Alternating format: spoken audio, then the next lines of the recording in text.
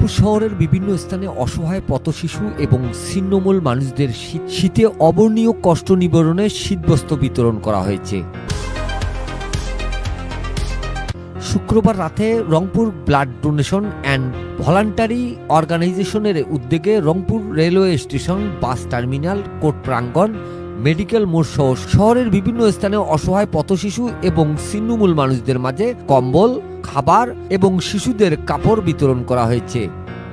এ সময় উপস্থিত ছিলেন সংগঠনের উপদেষ্টা মিজানুর রহমান, মেহেদি হাসান মুন, প্রধান সমন্বয়ক আশরাফুজ্জামান বুলেট, আসাদুজ্জামান রংপুরি, আজাদুল ইসলাম রাজা, শাকিল খন্দকার, সভাপতি মোস্তাকিম প্রধান, সহসভাপতি মিজানুর রহমান, সাংগঠনিক মোস্তাফিজুর রহমান, সহ সাংগঠনিক ইনামুল ইসলাম রনি, জেলা সমন্বয়ক আবু সুফিয়ান, তথ্য ও মিডিয়া সম্পাদক শাহিন আলম শাহেদ, নারী ও শিক্ষা বিষয়ক সম্পাদক লাকি আক্তার, প্রচার সম্পাদক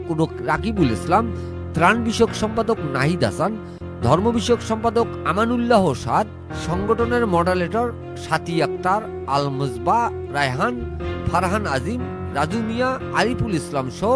আরো অনেকে। ব্লাড ডোনেশন অ্যান্ড ভলান্টিয়ার অর্গানাইজেশনের পক্ষ থেকে জানানো হয়েছে, সংগঠনটি অসুস্থ রোগীদের রক্তের প্রয়োজনে ডোনার ম্যানেজ করে দেওয়া এবং ডোনারকে রোগী ম্যানেজ করে দেওয়ার পাশাপাশি সংগঠনের সদস্যরা নিজেরাই অর্থ দিয়ে অসহায় দুস্থ মানুষদের সহযোগিতা করে যাচ্ছে। Mizanur Rahman, DRS news.